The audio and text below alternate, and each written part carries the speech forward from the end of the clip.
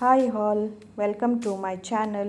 ಇವತ್ತಿನ ವಿಡಿಯೋದಲ್ಲಿ ನಾನು ನಿಮಗೊಂದು ಚಟ್ನಿ ರೆಸಿಪಿನ ತೋರಿಸ್ತಾ ಇದ್ದೀನಿ. ಅದೇ ಹುರುಳಿಕಾಳು ಚಟ್ನಿ.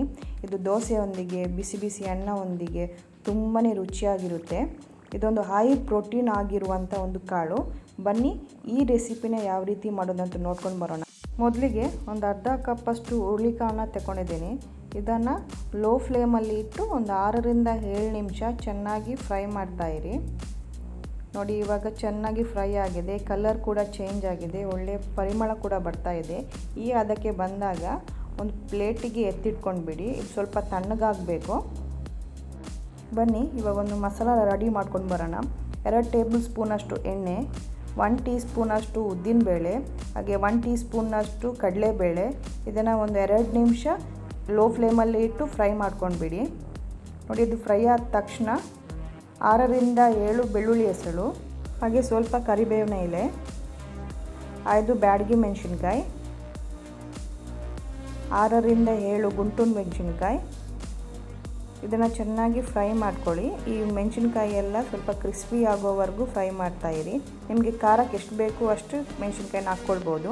ಹಾಗೆ ಒಂದು ಲಿಂಬೆ ಗಾತ್ರದಷ್ಟು ಹುಣಸೆ ಹಣ್ಣು, ಅರ್ಧ ಕಪ್ಪಷ್ಟು ತೆಂಗಿನ ತುರಿ. ಇದನ್ನು ಚೆನ್ನಾಗಿ ಫ್ರೈ ಮಾಡ್ಕೊಳ್ಳಿ. ನೋಡಿ, ಇವಾಗ ಚೆನ್ನಾಗಿ ಫ್ರೈ ಆಗಿದೆ, ಕಲರ್ ಎಲ್ಲ ಚೇಂಜ್ ಆಗಿದೆ.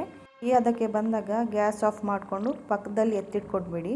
ಇದು ಸ್ವಲ್ಪ ತಣ್ಣಗಾಗಬೇಕು. ತಣ್ಣಗಾದ ಮೇಲೆ ಇದನ್ನು ರುಬ್ಕೊಳ್ಳೋಣ. ಅದಕ್ಕಿಂತ ಮುಂಚೆ 1 ಟೀ ಸ್ಪೂನಷ್ಟು ಇಂಗನ್ನ ಹಾಕ್ಕೊಳ್ಳಿ, ಇಂಗ್ ಪೌಡರ್. ಹಾಗೆ ಕಲ್ಲುಪ್ಪನ್ನ ಯೂಸ್ ಮಾಡ್ಕೊಳ್ಳಿ. ನಾನು ಕಲ್ಲುಪ್ಪನ್ನ ಯೂಸ್ ಮಾಡ್ಕೊಂಡಿದ್ದೀನಿ, ಕಲ್ಲುಪ್ಪನ್ನ ಯೂಸ್ ಮಾಡ್ಕೊಳ್ಳಿ.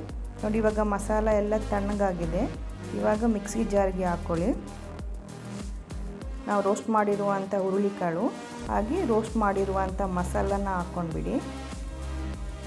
ನಾನು ಈ ಚಟ್ನಿನ ನೀರು ಹಾಕದೆ ರುಬ್ತಾ ಇದ್ದೀನಿ. ನಿಮಗೇನಾದರೆ ಚಟ್ನಿ ಸ್ವಲ್ಪ ತೆಳುವಾಗಿ ಬೇಕು ಅಂದರೆ ಸ್ವಲ್ಪ ನೀರು ಹಾಕ್ಕೊಂಡು ರುಬ್ಕೊಳ್ಬೋದು. ನೋಡಿ, ಹುರುಳಿಕಾಳು ಚಟ್ನಿ ರೆಡಿಯಾಗಿದೆ.